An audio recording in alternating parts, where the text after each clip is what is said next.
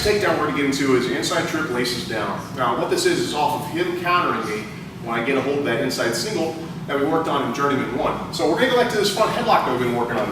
When I tie up, I'm tying up collar and elbow. I'm tight to the body. I come inside tying, work my way down to the wrist. When I get the wrist, I'm at the bottom. Same thing like we did before. I'm snapping here and I'm stepping. So I snap and step to the side, stepping into him. This hand comes up here. I'm still containing the wrist. This one comes down, chop, outside hand, palm up, release, switch, squeeze across, center my body up.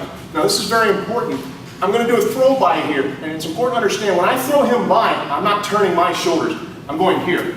I'm not going like this. Because if I turn like this, we're going to have to race back to the same position. I want to throw him away, not myself. So when I throw by here, this hand's going to release back here. When I step in, this one comes, grabs here, and comes up. Swirl this way, there we go. When this hand comes up to this side, this one comes across the top, grabs my shoulder, this one re-wraps up onto his side, towards his hip, really tight. My head is tight. Now there's 3 positions that he can put his foot in.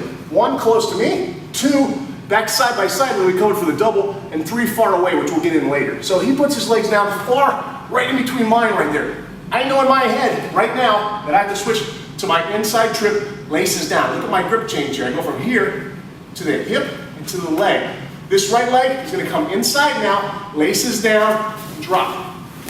And drive down for the takedown. So one more time.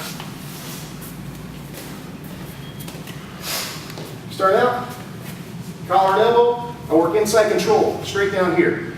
Step, squeeze up, outside hand, palm up, collapse it, square myself up. I'm going to do my throw by, throw him by, but don't move my shoulders. My inside hand comes up, squeeze in, step, step, grab my shoulder, grab his hip, he drives down, boom. In my head I know right now, inside trip, laces down. Hip, leg, trip, down.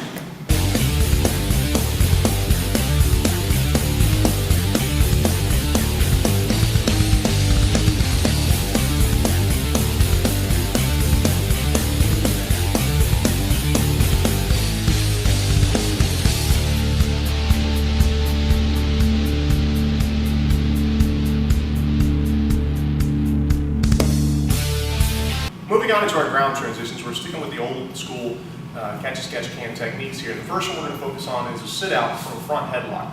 So Jack's got me in the front headlock here, and let's say he just snapped it down. He's got me down in this position. The first thing I'm going to do is I'm going to trap his elbow, and I'm going to trap his elbow on the same side with my free arm. So this arm, I'm not switching right now, so it's going to be my outside arm, grabbing here on the elbow and squeezing it tight. Remember, I'm weak here, I'm strong here. So I want to be tight to my body, like so. The next thing I'm going to do is I'm going to cheat just a little bit by turning my hips. Just the tiniest bit, just turning it like that. From there, my hand posts out, and notice my fingers are closed. I'm not out here like this. I'm like that. My right leg is going to step out 90 degrees, so I'm going here. Now my left leg is going to swing out 45, straight through the hole, the gap that I created, and I'm going to sit as close to this palm as I can when I come out. I'm not going to try and sit on it. So I'm here, and I come out, and sit. And you notice I'm not leaning back. I'm not pushing back this way. If I push back this way, Jack can just pull me down. Pull me down into all kinds of horrible things. So I'm sitting up, and I'm squeezing. I've landed in this position, I'm doing like a sit-up and a crunch. I'm squeezing hard ahead. My other hand comes over, all the way up onto his shoulder, and I'm doubling up now. Weak, strong, squeezing down here. Start rotating off to my side. My grip switches, this hand comes up, and now I'm on top referee.